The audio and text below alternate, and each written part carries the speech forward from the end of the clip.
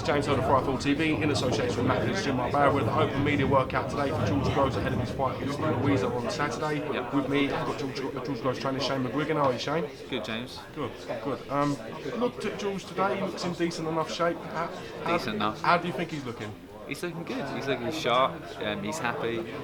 He's enjoying his boxing again, and yeah, he's in great shape. We're not giving away too much today. We're just doing a nice sort of light flush out, and all fighters don't really do too much training in the last week, so they're not giving away a lot. But he's sharp and fine in the gym. We just have to go out there and prove it on fight night. I know it's a case of going through the motions today from the media, but how much stuff do you think you've had time to implement with George, and what changes do you think we'll see, if any, in his style Saturday?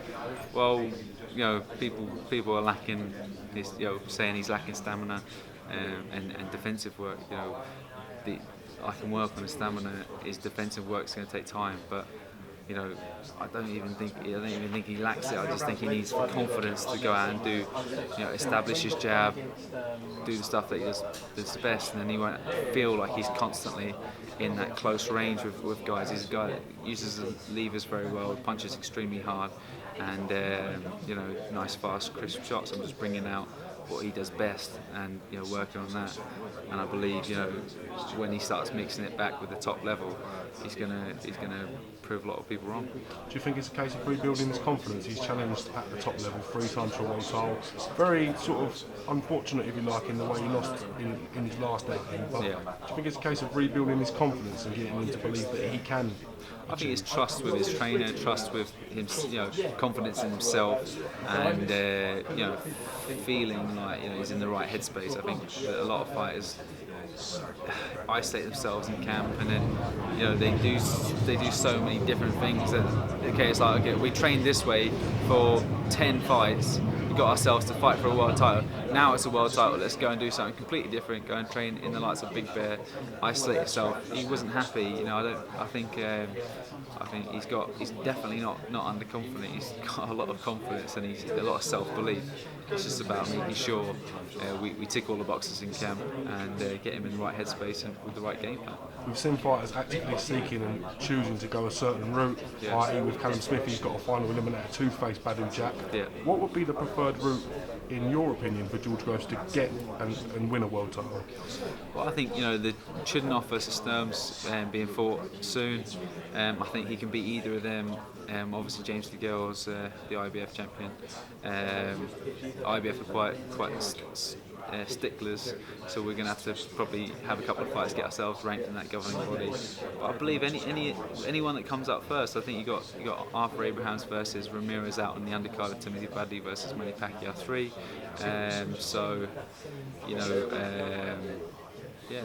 Whichever one comes up first, we're open to fight for any title. I believe he can beat them all, and just got to make sure we're doing all the right things. Obviously, he's got Louisa in his way on Saturday, 19-3. The only people he suffered defeats with are really world-class operators, the likes of Lucian Butte. Does that sort of show you the level George wants to mix at before he can get to a world title? The sort of good names, the sort of quality opposition he's looking at? Yeah, he wants to. He's world-class fighter. There's no point us taking a massive step backwards and completely rebuilding him. He's 1 or 2 fights to get his name back in the mix, and then challenge him. It's all the hard work's done in the gym, and all the learning's done in the gym. Andre De Luisa's a decent fighter, but I reckon George's going to blast him out of there, and he'll be able to diffuse anything he comes up against. I don't think the real, that fringe world-class level fighter is not going to test him. He's going to only get tested when he gets up to the top, the likes of Abrahams, DeGale, Stearns, or whoever's in his way, Callum Smith, for instance. There's some great fights out there for him. I just think this rebuilding process, we're just going to do it right. We're not going to rush it. We're going to take the right fights at the right time and get his name back in the mix. You've got David Haye in your camp now. You train David Haye. That coincides probably with maybe some of the best times in George Groves' career thus far, training alongside David Haye. Do you think that's helped rejuvenate him and give him that sort of feel-good factor in the gym? I don't know how much he does with David day in, day out. No, they don't do a lot together. They train at separate times, but I don't try and let them. I've got 3 world-class fighters in David Haye, Carl Frampton, and George Groves, but they're all so individual.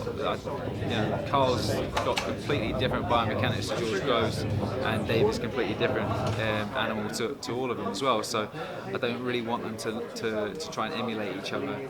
I think what it does give is it gives each of them hope that they're in the right camp and in the right hands, and I think that's all that they really need is just that quiet confidence that they're training in the right environment.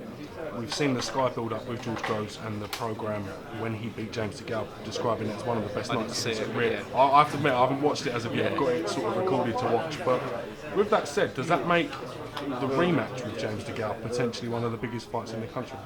Oh, 100%. You've got some massive fights out there, and that is definitely up there with it. And I think if Callum Smith can beat the likes of Badou Jack, very good chance to do it. He's got Mamadou in his way. I know in his way, I understand that, but I believe he's a world-class fighter as well. So I think you've got some massive fights out there. Got Martin Murray also, who's 4 times is it, but he's definitely a world-class fighter as well. So you've got some big fights out there domestically for him, but at that world stage. So, but James DeGale definitely tops a lot of them. There's a lot of history there. Same amateur club. It's a huge rivalry, and it's definitely a pay-per-view fight. But fans will have to wait for that one. We want to go into that fight in a stronger position and with a world title around his waist. I'd like to talk a little bit about David Haye now. When can we anticipate seeing him back in action? I know he's in Barbados, according to his Instagram at the moment, but what's the plan with him being out next? Well, he's coming back on Sunday. He's back in the gym on Monday, so there should have been a release today about his next date, and if it isn't, I'm not going to go and blow it. But it's quite soon, so he'll get himself back in the mix. With this next fight, he'll get highly ranked with his next opponent we got in mind. So nothing's done yet, so we're gonna sign it all off, and you guys will have to wait. But he's looking great in the gym. Mark Demori, I was just saying, the worrying thing about that is you guys did an interview with Lucas Brown, and he said he was doing 10-12 rounds. He was now fighting Russell Jago. He was doing 10-12 rounds sparring with Mark Demori, and David toyed with him, did get hit with one clean shot and knocked him spark out. So it shows you that he's not got a lot of ring rust, and he's ready to bounce back and get his name right back in there. Do you think people are wrong to get excited about the potential clash between David Haye and Anthony Joshua so early on in Joshua's career and Haye's return? Do you think we've been a bit premature in building that up? Possibly, but everyone wants an exciting fight, and I think that's going to trump all with excitement. Anthony Joshua's doing all the right things, saying all the right things. Very extremely marketable. David Haye, same, in the same boat. He's extremely marketable as well. He's been there, done it, mixed it at the highest level. But that's something that Joshua hasn't done yet, and I think that could be the defining factor if the fight gets made. I don't think Eddie's got. He's having nightmares about the David Haye fight. He's his cash cow. He doesn't want to lose that. But at the same time, in public demand, I know Eddie lives on Twitter, so in public demand, he may have to feel forced to make it at some stage. Do you think Haye's open to it? Is it a fight he would take in 2016? 100%. But I'm telling him there's no point getting excited about it. He is excited about it. He really wants the fight. There's no point getting excited about this. This fight's not going to happen for at least 18 months. 12 to 18 months, not a chance. But after that, possibly. But there's rumours of Chisora fighting Joshua in April. I think those rumours are. And if Anthony Joshua goes and knocks him out in 1 or 2 rounds, does something that David Haye couldn't do, possibly. I think maybe that might give him that little bit of extra confidence. We'll see. Carl Frampton, his preparation for his unification match February the 27th against Scott Quigg. How's everything going with that? Brilliant. Camp's been great. We've got a Mexican sparring partner in who's a brilliant talent in itself. So yeah, he's really bringing the best out of Carl. He's unfortunately just lost his granddad on Friday, so he's been over at the funeral and having to say his goodbyes. But that's something that he's just taken in stride, and it's not going to affect him. He's back in the gym today, and he's flying fit. It's just this last 4 weeks, 4 and a bit weeks is crucial for us just to make sure he peaks at the right time. But I've got massive hopes for him doing a number on Scott Quigg. Although Scott's a great fighter, I just think that the class will show with Frampton. Winner potentially Rigondale. Yeah, Any truth in this? potentially. Yeah, no, that's not potential. It's done. It's for this fight to be made, we had to get Quigg elevated to super champion. They put Rigondo champion in recess because he was inactive. He fought 2 weeks later. The WBA kind of stumped themselves there, but yeah. So winner has to fight Rigondo, and that's going to be a fantastic fight. But we got one guy in mind, and that's Scott Quigg.